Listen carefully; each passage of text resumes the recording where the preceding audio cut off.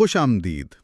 ہر سال دنیا بھر میں لاکھوں جانور ذبح کیے جاتے ہیں، اور بظاہر تو یہ ایک بہت بڑا معاشی اور انتظامی عمل لگتا ہے، مطلب ایک بہت بڑی سرگرمی لگتی ہے۔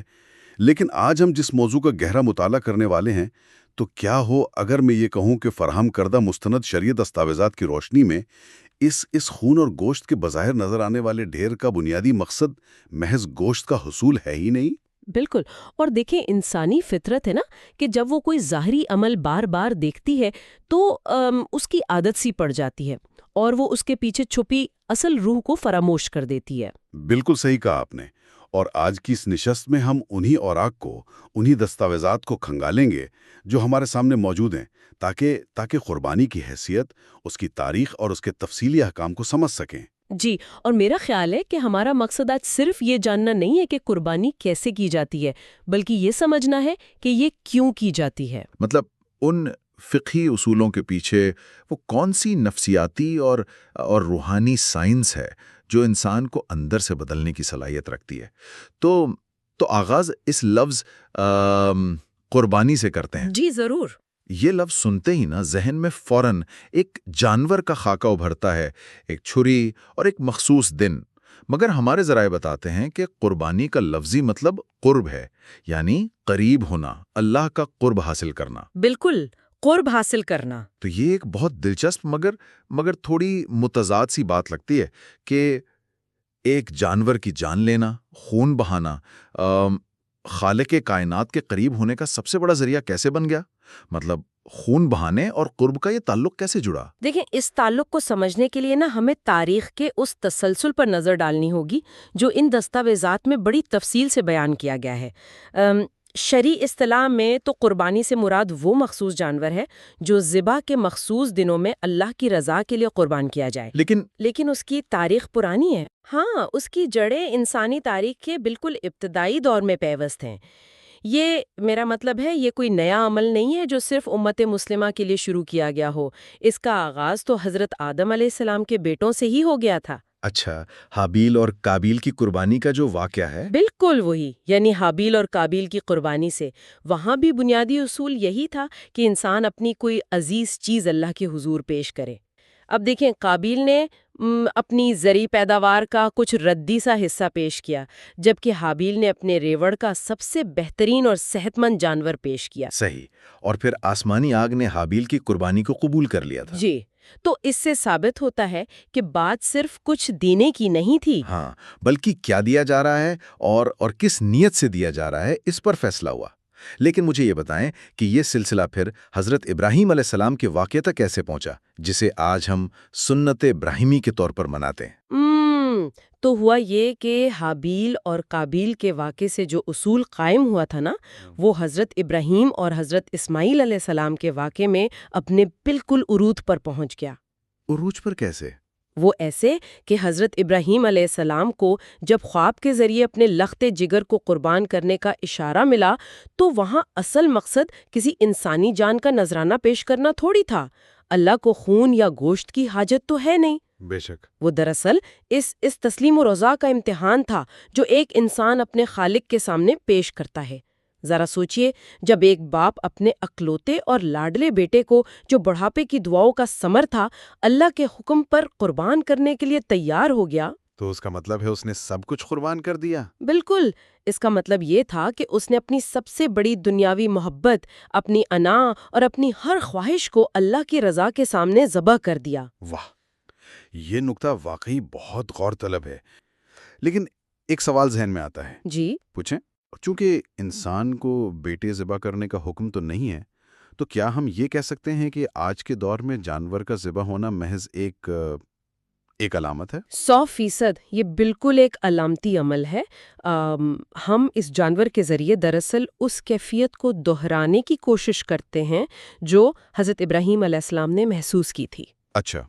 یعنی جب انسان آج کے دور میں اپنے حلال مال سے ایک جانور خریدتا ہے، اسے اللہ کی راہ میں قربان کرتا ہے، تو وہ علامتی طور پر یہ اقرار کر رہا ہوتا ہے کہ اے میرے رب، جس طرح یہ جانور تیرے حکم کے تابع ہے، اسی طرح میری جان، میرا مال اور میری تمام تر خواہشات تیرے حکم کے تابع ہیں، اور یہی وہ تسلیم و رضا ہے جو انسان کو اللہ کے قریب کرتی ہے۔ صحیح، تو ظاہری عمل جانور ذبح کرنا ہے، لیکن جو باطنی عمل ہے وہ اپنی نفسانی سرکشی کو قابو کرنا ہے۔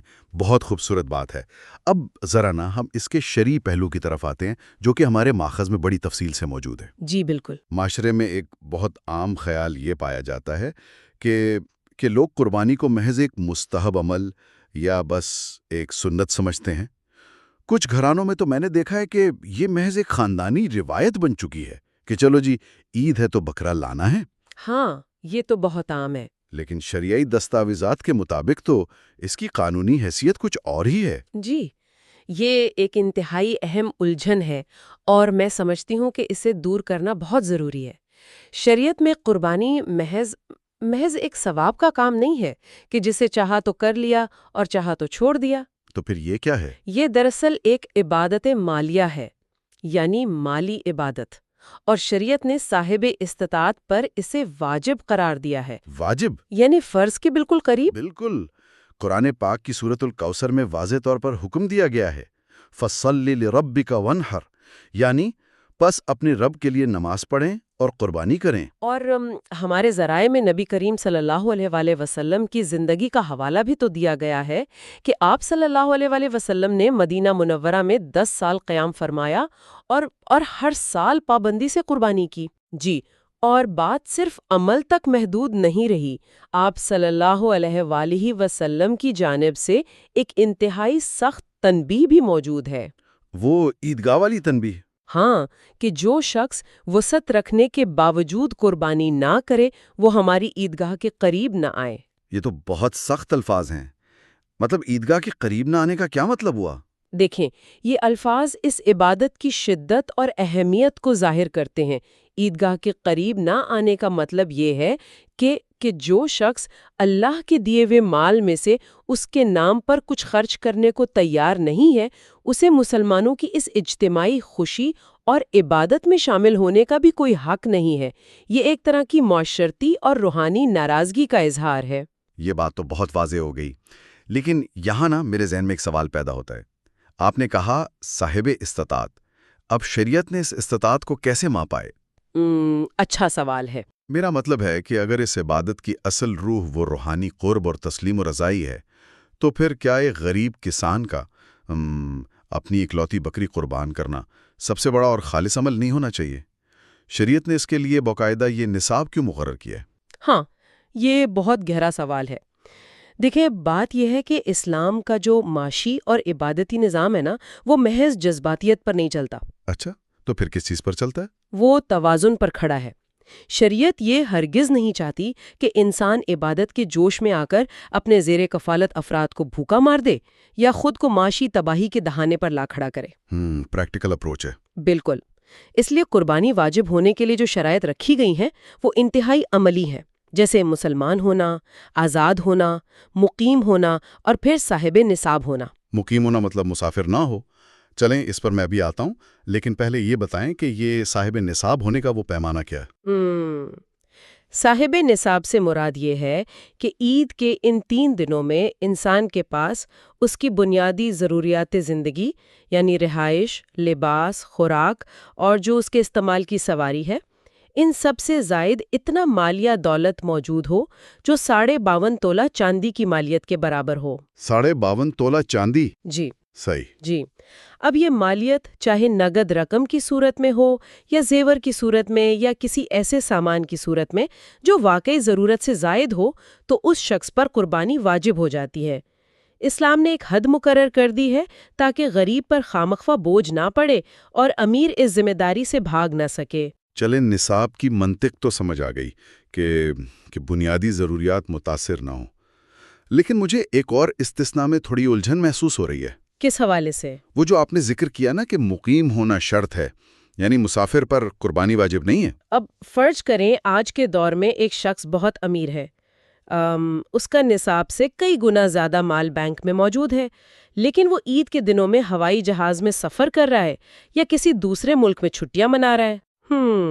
صحیح۔ تو کیا محض سفر میں ہونے کی وجہ سے اس پر سے یہ وجوب ختم ہو جائے گا؟ بالکل ختم ہو جائے گا۔ شرعی لحاظ سے اگر کوئی شخص واقعی مسافر کی تعریف پر پورا اترتا ہے نا، مطلب وہ اپنے شہر سے ایک مخصوص شرعی مسافت طے کر کے نکلا ہے اور اس کی نیت وہاں 15 دن سے کم قیام کی ہے، تو اس پر قربانی واجب نہیں رہتی، خواہ وہ کتنا ہی امیر کیوں نہ ہو۔ ایسا کیوں ہے بھلا؟ مطلب کیا اس طرح لوگ اس فریضے سے بچنے کے راستے نہیں نکال سکتے کہ چلو جی عید پر کہیں گھومنے چلتے ہیں؟ دیکھیں، شریعت کے جو قوانین ہیں وہ کسی ایک دور یا کسی ایک طبقے کی آسانی کو دیکھ کر نہیں بنائے جاتے۔ قانون ہمیشہ اصولی ہوتا ہے اور کائناتی ہوتا ہے۔ یہ بات تو ہے۔ تاریخی طور پر اگر آپ دیکھیں، اور آج بھی کئی خطوں میں سفر ایک مشقت ہے۔ حالت سفر میں انسان عموماً بے شمار زحمتوں کا شکار ہوتا ہے۔ اسے اپنے مال پر ویسا مکمل اختیار نہیں ہوتا جیسا گھر پر ہوتا ہے۔ جانور خریدنے، اسے رکھنے اور پھر ذبح کرنے کے انتظامات میں شدید دشواری کا سامنا ہو سکتا ہے۔ ہاں، پرائے شہر میں یہ سب کرنا مشکل تو ہے۔ تو چونکہ شریعت کی بنیاد آسانی پر ہے، اس لیے اگرچہ آج کل ہوائی جہاز کے سفر آسان ہو گئے ہیں، لیکن شریعت مسافر کے استثناء کو برقرار رکھتی ہے تاکہ کسی بھی دور کا انسان اس عبادت کو ایک بوجھ یا مصیبت نہ سمجھے۔ میں تو یہی کہوں گی کہ یہ اس بات کی واضح دلیل ہے کہ اسلام کا قانون انسان کی عملی زندگی کے حقائق کا مکمل ادراک رکھتا ہے۔ یعنی اصول اور عملیت، یا یوں کہہ لیں کہ پریکٹیکلٹی کا ایک بہترین توازن ہے۔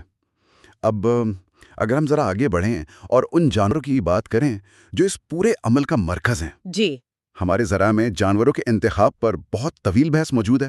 ہر جانور کو تو قربانی کے لیے قبول نہیں کیا گیا۔ بالکل نہیں۔ باقاعدہ عمریں مقرر کی گئی ہیں، جیسے اونٹ کے لیے 5 سال، گائے یا بھینس کے لیے 2 سال اور بھیڑ بکری کے لیے 1 سال۔ صحیح۔ البتہ ماخذ میں ایک خاص استثناء بیان کیا گیا ہے جو مجھے تھوڑا عجیب لگا۔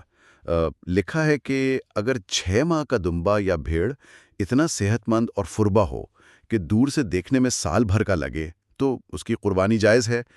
یہ صرف دمبے یا بھیڑ کے لیے رعایت کیوں ہے بھلا؟ یہ رعایت دراصل کوئی من مانی نہیں ہے، بلکہ حیاتیاتی اور طبی حقائق پر مبنی ہے۔ دیکھیں، دمبا اور بھیڑ کی جو نشوونما کی رفتار ہوتی ہے نا، وہ بکری کے مقابلے میں مختلف ہوتی ہے۔ اچھا، حیاتیاتی فرق ہے۔ جی، اگر ایک دمبا 6 ماہ میں اتنا صحت مند ہو چکا ہے کہ وہ 1 سال کے جانور کے برابر جسامت اور گوشت رکھتا ہے، تو وہ دراصل بلوغت اور جسمانی نشوونما کے اس معیار پر پورا اتر چکا ہوتا ہے جو قربانی کے لیے مطلوب ہے۔ یہ بس شریعت کی طرف سے دی گئی ایک اور عملی رعایت ہے۔ لیکن کیا؟ لیکن شرط اس میں بھی وہی ہے کہ جانور دیکھنے میں مکمل اور بے عیب ہو۔ ہاں، بے عیب ہونے کی بات سے مجھے یاد آیا، ذرائع میں جانور کے عیوب پر جس قدر باریک بینی سے کام لیا گیا ہے وہ واقعی حیران کن ہے۔ ہم عام زندگی میں شاید چیزوں کو اتنا پرکھ کر نہ لیتے ہوں جتنا شریعت نے قربانی کے جانور کو پرکھنے کا حکم دیا ہے۔ بالکل، بہت سخت شرائط ہیں۔ لکھا ہے کہ جانور ہر قسم کے عیب سے پاک ہونا چاہیے۔ اگر جانور اندھا ہے یا اتنا لنگڑا ہے کہ خود چل کر ذبح کی جگہ تک نہیں جا سکتا تو قربانی ناجائز ہے۔ جی، یہاں تک کہ اگر جانور اتنا کمزور ہے کہ ہڈیوں میں گودا تک نہیں رہا، یا اگر اس کا کان، دم یا آنکھ کی روشنی 1/3 سے زیادہ چلی گئی ہے تو بھی قربانی درست نہیں۔ حتیٰ کہ اگر دانت اس حد تک ٹوٹے ہوئے ہیں کہ وہ چارہ بھی نہیں کھا سکتا تب بھی وہ قربانی کے لائق نہیں۔ جی، یہ تمام عیوب بڑی تفصیل سے ماخذ میں موجود ہیں۔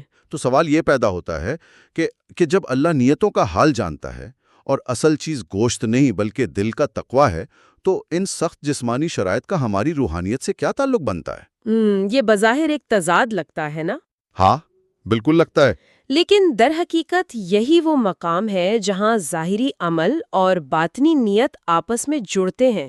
آپ ذرا سوچئے، اگر ایک شخص بازار جاتا ہے اور قربانی کے لیے ایک ایسا جانور تلاش کرتا ہے جو لنگڑا ہو، بیمار ہو یا جس کا کان کٹا ہوا ہو، تو وہ ایسا کیوں کر رہا ہے؟ ظاہری بات ہے، پیسے بچانے کے لیے، سستا مل جائے گا۔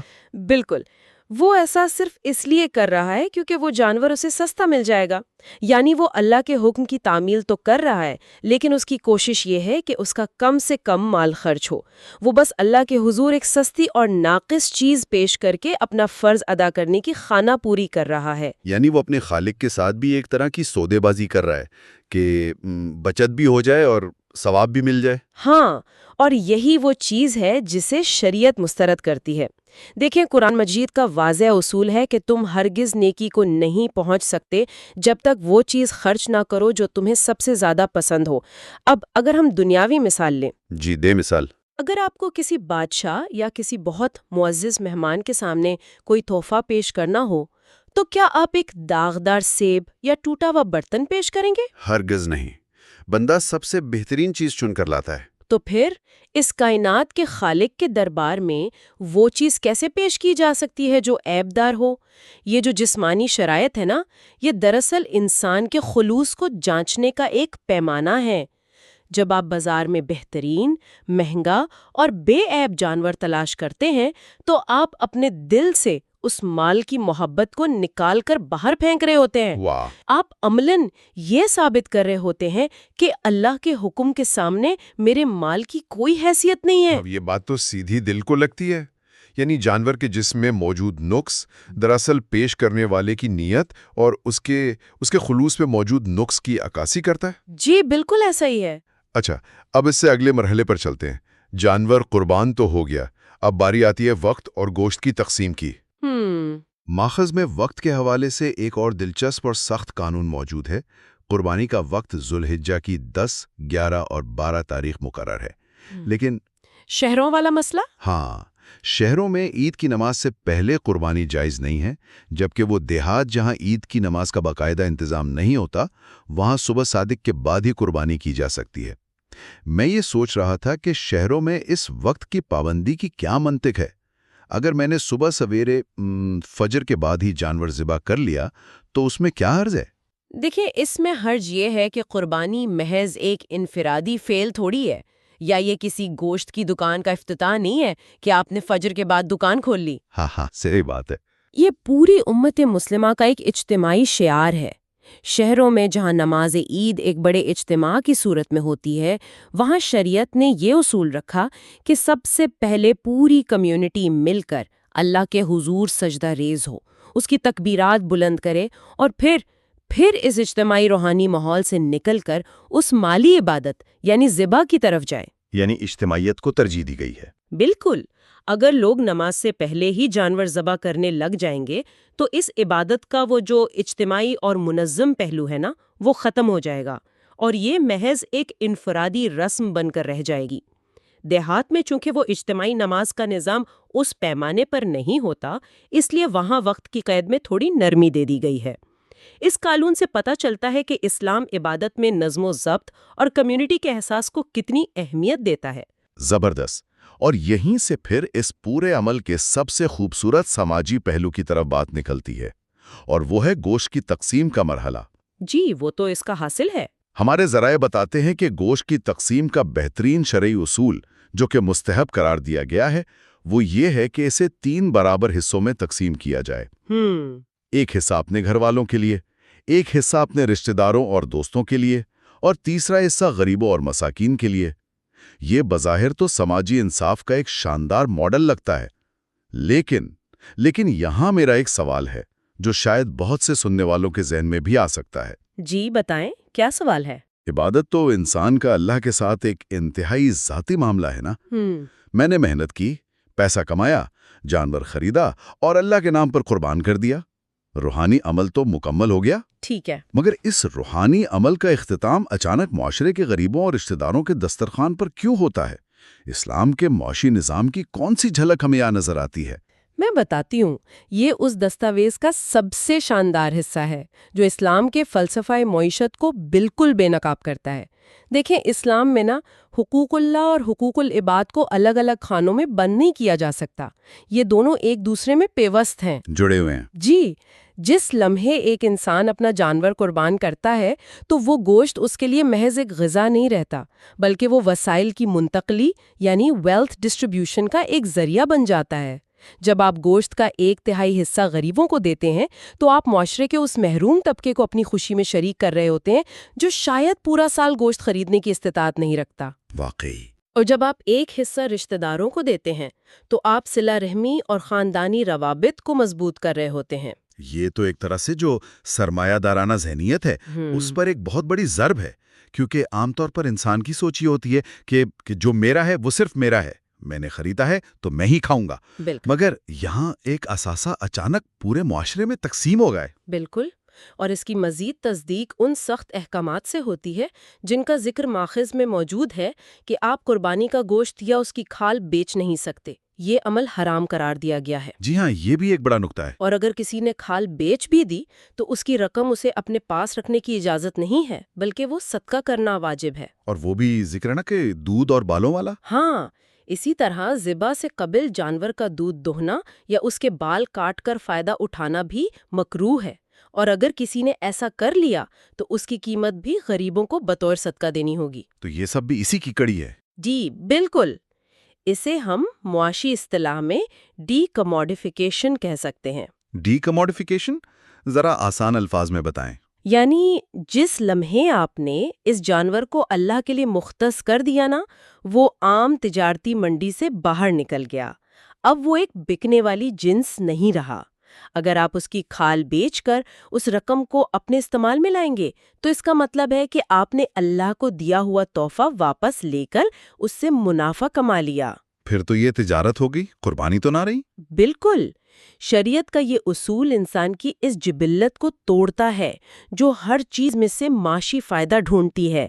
یہ انسان کو سکھاتا ہے کہ زندگی میں کچھ چیزیں نفع و نقصان کی تجارتی منڈی سے بالاتر ہوتی ہیں۔ کیا زبردست اور گہرا اصول ہے یہ۔ اگر ہم آج کی اس تمام گفتگو کو سمیٹیں تو ہم نے دیکھا کہ قربانی کا لفظ قرب سے نکلا ہے۔ ہم نے حابیل اور قابیل سے لے کر حضرت ابراہیم علیہ السلام کی اس عظیم آزمائش تک اس کے تاریخی تسلسل کو سمجھا۔ جی، اور پھر ہم نے شریعت کے وہ احکامات دیکھے کہ یہ محض ایک روایت نہیں بلکہ ہر صاحب نصاب مقیم پر واجب ہے۔ جانور کے انتخاب کی شرائط کو سمجھا کہ اس کا بے عیب ہونا دراصل انسان کی نیت کے بے عیب ہونے کی علامت ہے۔ بالکل ایسا ہی ہے۔ اور آخر میں گوشت کی تقسیم اور کھال نہ بیچنے کے انوکھے معاشی اصول کو بھی دیکھا جو معاشرے کو ایک لڑی میں پروتا ہے۔ تو اگر ان تمام فقہی احکامات اور باریکیوں کا نچوڑ نکالا جائے تو آپ کی نظر میں یہ سب کس جانب اشارہ کر رہے ہیں؟ میری سمجھ میں تو ان تمام شرائط، احکامات اور اصولوں کا واحد اور حتمی نچوڑ تقویٰ کی ٹریننگ ہے۔ تقویٰ؟ جی، تقویٰ۔ لیکن تقویٰ کوئی خلا میں موجود تصور نہیں ہے، بلکہ یہ عملی زندگی میں اللہ کے احکامات کے سامنے سر جھکانے کا نام ہے۔ یہ جو ساری شرائط ہیں یہ انسان کو سکھاتی ہیں کہ مال اور اس کی محبت حتمی نہیں ہے۔ جب ایک انسان ان تمام باریکیوں کا خیال رکھتے ہوئے اپنے بہترین مال سے وقت کی پابندی کے ساتھ ایک بے عیب جانور قربان کرتا ہے اور پھر اس کا گوشت اور کھال تک اللہ کی رضا کے لیے غریبوں میں بانٹ دیتا ہے تو وہ دراصل اپنے اندر بیٹھے اس لالچ اور نفس پرستی کو ذبح کر دیتا ہے۔ واہ، فقہ اور روحانیت کا یہی وہ حسین امتزاج ہے جو اس عبادت کی اصل پہچان ہے۔ واقعی، میں تو یہ کہوں گا کہ فقہ صرف ظاہری قوانین کا نام نہیں ہے بلکہ یہ روحانیت کو عملی شکل دینے کا ایک ڈھانچہ ہے۔ آج کی اس گفتگو نے یقیناً اس سالانہ رسم کے حوالے سے بہت سے نئے زاویے اور سوچ کے دروازے کھولے ہیں۔ مجھے بھی یہی امید ہے کہ سننے والوں کو ایک نیا نقطہ نظر ملا ہوگا۔ اور آج کی اس شاندار اور معلوماتی نشست کے اختتام پر میں اس تمام علم کی روشنی میں ایک نیا پہلو غور و فکر کے لیے چھوڑنا چاہتا ہوں۔ جی ضرور۔ آج کے دور میں جب ہم قربانی کی تیاری کرتے ہیں نا تو ہم دیکھتے ہیں کہ جگہ جگہ مویشی منڈیاں سجی ہوتی ہیں، جانوروں کی قیمتوں پر فخر کیا جاتا ہے، ان کی تصاویر اور ویڈیوز سوشل میڈیا پر لگائی جاتی ہیں اور ایک طرح کا مقابلہ شروع ہو جاتا ہے کہ کس کا جانور کتنا مہنگا اور خوبصورت تھا۔ سب کی نظریں بس اس نمائش پر ہوتی ہیں۔ بدقسمتی سے ایسا ہی ہو رہا ہے۔ لیکن اگر ہم اس شور و غول اور نمائش کے بیچ حضرت ابراہیم علیہ السلام کے اس لمحے کو یاد کریں جب وہ اپنے بیٹے کو لے کر صحرا کی اس خاموشی میں جا رہے تھے، وہاں کوئی تماشا ہی نہیں تھا، کوئی تالیاں بجانے والا نہیں تھا، کسی کو ان کی اس عظیم قربانی کی قیمت نہیں معلوم تھی۔ وہ ایک انتہائی خاموش، ذاتی اور دردناک لمحہ تھا جو صرف خالق اور مخلوق کے درمیان تھا۔ بے شک۔ تو آج کے اس جدید اور کمرشلائزڈ دور میں ہمیں خود سے یہ سوال ضرور پوچھنا چاہیے کہ کیا ان بڑی بڑی مویشی منڈیوں، سوشل میڈیا کے دکھاوے اور مہنگے جانوروں کی دوڑ میں ہم نے قربانی جیسے خاموش، ذاتی اور انا شکن عمل کو کہیں ایک انا بڑھانے والے تماشے میں تو تبدیل نہیں کر دیا؟ کیا ہمارا یہ ظاہری عمل واقعی ہمیں اس قرب تک لے جا رہا ہے جو حضرت ابراہیم علیہ السلام کو اس خاموش صحرا میں ملا تھا؟ یہ واقعی ایک بہت گہرا اور خود احتسابی کا سوال ہے۔ جی، اور اسی گہرے سوال اور سوچ کے ساتھ ہم آج کے اس گہرے مطالعے کو اپنے انجام تک پہنچاتے ہیں۔ علم میں جستجو کا یہ سفر آئندہ بھی جاری رہے گا۔ ایسی ہی علمی اور تاریخی ویڈیوز دیکھنے کے لیے ہمارا چینل ضرور سبسکرائب کریں۔ جزاکم اللہ خیرہ۔